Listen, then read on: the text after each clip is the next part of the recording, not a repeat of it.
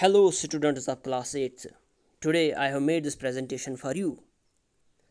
Subject that I have chosen for today's lecture is history, and the topic is land revenue policies of the British period.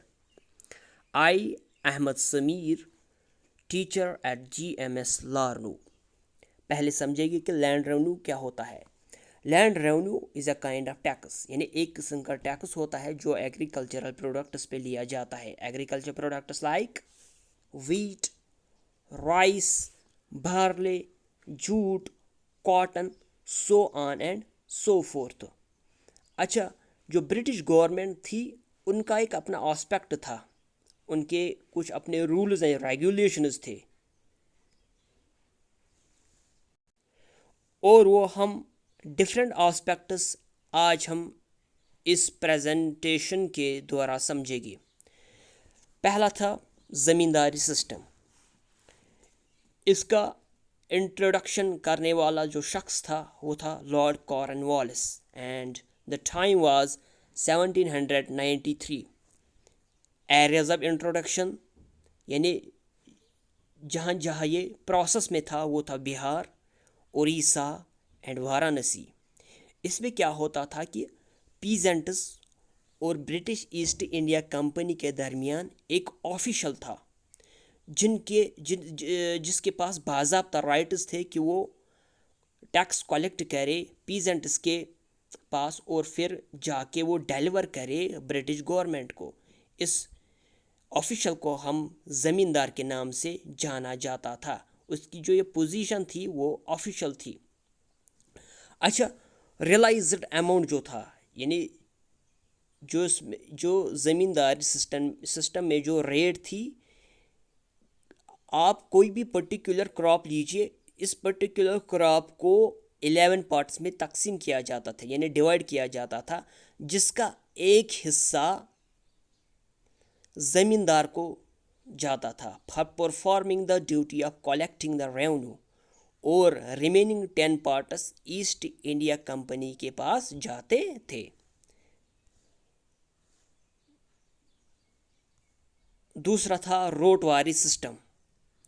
रोटवारी system was introduced by Thomas Munro in 1820. Areas of introduction were Madras, यानी present day Chennai, Bombay and parts of Assam. इसमें क्या होता था कि यानी peasants और British east India company के दरमियान कोई मिडल मैन नहीं था for the purpose of tax collection. Directly British officials peasants के पास जाते थे और इनसे टैक्स वसूल करते थे। There was no middle man, there was no intermediary as we have seen in the zamindari system. और रेट्स भी इसके डिफरेंट थे ज़मींदारी सिस्टम से। For instance it was 50% for dry lands and 60% for irrigated lands.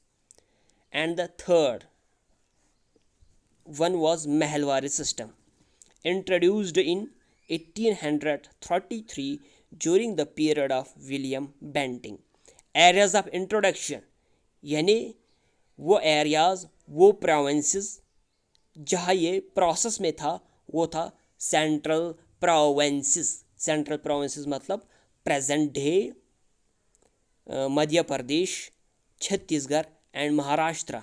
Medieval times में इन 3 states को central provinces के नाम से जाना जाता था। North west frontier Agra and Punjab. इसमें क्या था कि it was amalgam of both zamindari and ryotwari system.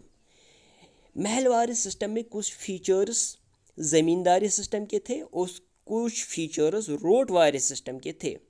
इसमें क्या किया जाता था कि for the purpose of land revenue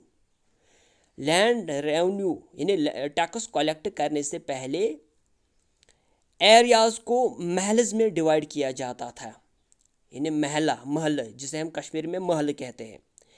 in महल्स का एक हेडमैन हुआ करता था जो ब्रिटिश के ज़रिए अपॉइंटेड किया जाता था। इस हेडमैन की ये जिम्मेदारी होती थी कि इसके ज़ैर निगरान जो भी एरियाज़ आते हैं वो उन एरियाज से टैक्स कलेक्ट करना उसकी जिम्मेवारियों में शामिल था। और फिर टैक्स कलेक्शन करने के बाद वो डायरेक्टली वो ब्रिटिश गवर्नमेंट के पास हैंड ओवर करता था। यानी tax was assessed on the mahal where each individual farmer gave his share. So these were the three kinds of land revenue systems that were in vogue during the British period. Hope it serves the purpose. Thank you.